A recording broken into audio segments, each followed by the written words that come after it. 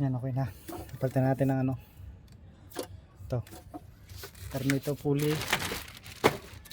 saka yung idler nya sa taas. Yan, bago na rin.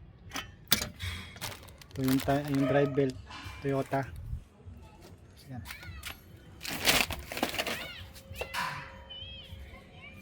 Sa Toyota. Dito sa palit ako ng alternator, gumasto lang ako ng ano, nahigit 3,000. Ako nagbaklas, tapos pinakabit ko lang to sa labas sa mga electrician. Nagre-repair ng mga ano, alternator. Ayan na. Hindi pa yan sira, pero pinaltan ko na. Tapos pinalinis ko na rin loob. Pinagrasahan yung ibang mga bearing, grasahan. Tapos bearing pinaltan na rin. Kasi nasa 85,000 kilometer na siya. Pinaltan ko na rin para sigurado hindi tayo maabutan sa kalsada. Mahirap na. Ganyan ako.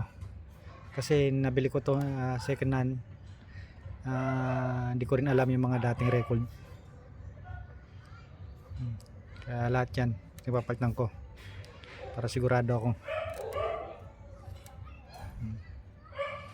Ayan na. Dali lang tanggal ng ano, alternator. Sa taas 14 volt. Po sa baba naman 14 volt din, baklasin nyo. Tapos yung ito, yung number 10 baklas. Tapos baklasin nyo rin ito yung socket. Tapos ito yung positive nya, yung live nya. Gis lang yan, madali lang yan. Tapos baklasin. Tapos may hose yan dito. Yun lang tatanggalin nyo. Kung gusto nyo mag DIY, madali lang. Kung gusto nyo magtipid, yung drive belt, tandaan nyo na lang. Kung hindi nyo matandaan, kuha kayo ng papel, guhit yung ganun, tandaan nyo kung saan ang ikot para mabilis makuha nyo. Right?